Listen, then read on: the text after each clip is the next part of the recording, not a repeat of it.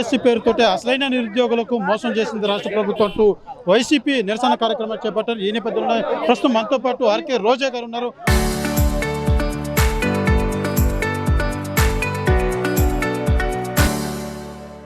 ఒకసారి రోజా గారితో మాట్లాడేటువంటి ప్రయత్నం చేయండి. మేడం, నిరుద్యోగులకు పారదర్శకంగా ఉద్యోగ అవకాశాలు కల్పించామని వారు చెప్తున్నటువంటి మాట ఎలా చూడాలంటారు? ఇక డిఎస్సీ 2012 ఆగస్టు 9 ఇచ్చిన జీవోని అప్పటి నుంచి అందరూ కూడా ఈ స్పోర్ట్స్ కోటాలో 2%కి ఏ విధంగా ఆ బేసిస్లో రిక్రూట్ చేస్తున్నారు, ఎగ్జామ్ పెట్టి అనేది మన అందరికీ తెలుసు. కానీ వీళ్ళు చంద్రబాబు నాయుడు బర్త్డే ఏదైతే 4వ నెల 20వ తేదీ ఒక రోజు ముందు 420 జీవోని తీసుకొచ్చి ఏ విధంగా రిక్రూట్ చేశారు వితౌట్ ఎగ్జామ్ మనం చూసాం. అసలు ఎక్కడైనా ఎగ్జామ్ జరిగితే జిల్లా వైజు మెరిట్ లిస్ట్ని అనౌన్స్ చేసి ఆ తర్వాత రిక్రూట్ చేయాలి. అలాగే రాష్ట్రం మొత్తంలో ఎంతమంది ఎగ్జామ్ రాశారు, వాళ్ళ మార్కులు ఏంటి అనేది అనౌన్స్ చేయాలి.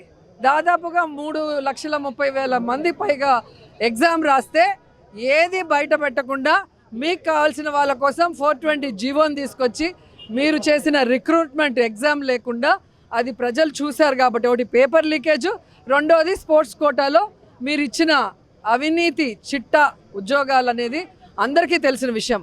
ఎందుకంటే ఎస్సీఆర్టీలో వర్క్ చేసే అబ్బాయి అవుట్సోర్సింగ్లో ఆ అబ్బాయికి ఫస్ట్ ర్యాంక్ వచ్చిందంటేనే అక్కడ అందరికీ అర్థమైంది కదా.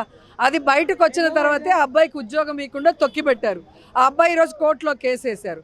మరి అక్కడ వర్క్ పేపరు తయారు చేసే చోటే అవుట్సోర్సింగ్లో వర్క్ చేసే అబ్బాయికి ఫస్ట్ ర్యాంక్ వచ్చిందంటే పేపర్ ఏ విధంగా లీక్ అయిందో మనందరికీ కళ్ళారా తెలుస్తుంది. అండ్ ఎప్పటి నుంచో అన్ని ప్రభుత్వాలు ఏదైతే జివో 2012లో వచ్చిందో దాన్నే కదా మనం తీసుకుంటూ ఎగ్జామ్ పెట్టుకుంటూ వచ్చాం. మరి ఈరోజు ఎగ్జామ్ లేకుండా జివో మార్చి ఎందుకు ఉద్యోగాలు ఇచ్చారు, మీ ఉద్యోగాలు మీరు ఇచ్చిన తర్వాత ఆ జివోని ఎందుకు క్యాన్సిల్ చేశారని కూడా ఈరోజు మేము ప్రశ్నిస్తున్నాం. ఎందుకంటే జగన్ గారు ప్రెస్ మీట్ పెట్టినప్పుడు ఈ డిఎస్సిలో మెగా డిఎస్సిలో ఎన్ని అవకతవకలు అయ్యాయి, ఎలా దగా చేశారు అనేది క్లియర్గా పూసగొచ్చినట్టు చెప్పారు. ఇంతవరకు విద్యాశాఖ మంత్రి దానికి ఆన్సర్ చెప్పలేదు. నిజంగా వాళ్ళు తప్పు చేయకపోతే ఆన్సర్ చెప్పుండొచ్చు కదా. లేదా ఈరోజు మేము అడిగినట్టుగా సిబిఐ విచారణని డిమాండ్ చేస్తున్నాం రాష్ట్ర వ్యాప్తంగా. మరి దానికి మీరు కూడా ఆదేశించవచ్చు కదా కేంద్ర ప్రభుత్వంతో కలిసి, ఎందుకు చేయట్లేదని అడుగుతున్నాం.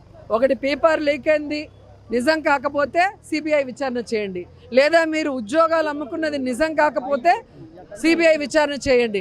లేదు స్పోర్ట్స్ కోటాలో మీరు న్యాయబద్ధంగా చేశాము అని మీరు నమ్మితే సిబిఐ విచారణ చేయండి. అలా చేయకుండా దొంగదారిన మీ ఇష్టానికి మీరు అధికార అహంకారంతో కేసులు పెడతాం, లోపలేస్తామని చెప్పి అందరినీ రెడ్ బుక్ రాజ్యాంగం అంటూ భయభ్రాంతులకు గురి చేయాలంటే మీ తాటాకు చెప్పలకు భయపడే వాళ్ళు ఎవ్వరు ఇక్కడ లేరు అని కూడా ఈ సందర్భంగా తెలియజేసుకొని, ఈరోజు కేంద్ర ప్రభుత్వం ఏ విధంగా అయితే నీట్ పేపర్ లీక్ అయితే జంజీ ఉద్యమం చేస్తే ఈరోజు నైతిక బాధ్యత వహించి కేంద్ర విద్యాశాఖ మంత్రి ధర్మాన్ ప్రధాన్ గారు రాజీనామా చేశారు. దానికి మించిన అవినీతి అలాగే పేపర్ లీకేజ్ డిఎస్సిలో ఆంధ్రప్రదేశ్లో జరిగింది. కాబట్టి నారా లోకేష్ గారు కూడా నైతిక బాధ్యత వహించి రాజీనామా చేయాలని డిమాండ్ చేస్తున్నాం. అలాగే ఈ మెగా డిఎస్సి అంటూ దగా డిఎస్సిగా మారిన ఈ మెగా డిఎస్సిని కూడా సిబిఐ విచారణ జరిపించాలని డిమాండ్ చేస్తున్నాం. ప్రధానంగా స్పోర్ట్స్ కోటాలో పారదర్శకంగా మేము ఇచ్చాం, మీరు ఇచ్చిన పర్సంటేజ్ అనేది వాళ్ళ అభియోగం. ఇప్పుడే కదా క్లియర్గా చెప్పాను, 2% కూడా ఏ విధంగా ఇవ్వాలి అనేది రూల్స్ అండ్ రెగ్యులేషన్స్ ఉన్నాయి. వాటన్నిటిని కాకుండా 420 జీవోలు ఇచ్చి ఎగ్జామ్ లేకుండా అనర్హులకు ఎలా ఇచ్చారో మేము ప్రూవ్ చేస్తాం. వాళ్ళు విచారణ చేపట్టమనండి, సిబిఐ విచారణ. చివరిగా మీకు నోటీసులు ఇవ్వడం పట్ల ఒక హాట్ టాపిక్ మారింది, దాన్ని ఎలా చూడాలి? ఏ నోటీసులు? మీకు ఏదో నోటీసులు 30న ఒక ఈస్ట్ పోస్ట్ మాంత్రికుడి ప్రాణం చిలకలో ఉన్నట్టు చంద్రబాబు నాయుడు ప్రాణం ఆంధ్రజ్యోతిలో ఉందేమో. ఒకసారి ఆంధ్రజ్యోతి పేపర్ మేము కొనుక్కున్నాక మేము చదువుకుంటామో తగలబెట్టుకుంటామో మసిగుడ్డ వాడుకుంటాం, మా ఇష్టం. అసలు మీరు సాక్షి బిల్డింగ్లు పగలగొట్టి, సాక్షి ఆఫీస్లో ఫర్నిచర్ పగలగొట్టి, సాక్షి జర్నలిస్టులు కొడితే కేసులు ఉండవు. మేము షాపులో కొనుక్కున్న పేపర్ మేము ఒక చోట తగలబెట్టుకుంటే మీరు వచ్చి అదేదో పెద్ద నేరంగా ఈరోజు నోటీసులు ఇవ్వడం అనేది రాష్ట్రం మొత్తం చూస్తోంది. And Chandrababu Naidu red book రాజ్యాంగం అంటూ ఈరోజు కేవలం వైఎస్ఆర్ కాంగ్రెస్ పార్టీలో బలమైన నాయకుల్ని టార్గెట్ చేస్తూ ముందుకెళ్తున్నారు తప్ప వాళ్ళు ప్రజలకు సంక్షేమం అభివృద్ధి చేయాలన్న దాంట్లో చిత్తశుద్ధి లేదనేది మరోసారి ప్రూవ్ అయింది. ఈ డిఎస్సిలో మెగా డిఎస్సిలో ఎన్ని అవకతవకలు అయ్యాయి, ఎలా దగా చేశారు అనేది క్లియర్గా పూసకొచ్చినట్టు చెప్పారు. ఇంతవరకు విద్యాశాఖ మంత్రి దానికి ఆన్సర్ చెప్పలేదు. నిజంగా వాళ్ళు తప్పు చేయకపోతే ఆన్సర్ చెప్పుండొచ్చు కదా. లేదా ఈరోజు మేము అడిగినట్టుగా సిబిఐ విచారణని డిమాండ్ చేస్తున్నాం రాష్ట్ర వ్యాప్తంగా. మరి దానికి మీరు కూడా ఆదేశించవచ్చు కదా కేంద్ర ప్రభుత్వంతో కలిసి, ఎందుకు చేయట్లేదని అడుగుతున్నాం. ఒకటి పేపర్ లీక్ అయింది, నిజం కాకపోతే సిబిఐ విచారణ చేయండి. లేదా మీరు ఉద్యోగాలు అమ్ముకున్నది నిజం కాకపోతే సిబిఐ విచారణ చేయండి. లేదు స్పోర్ట్స్ కోటాలో మీరు న్యాయబద్ధంగా చేశాము అని మీరు నమ్మితే సిబిఐ విచారణ చేయండి.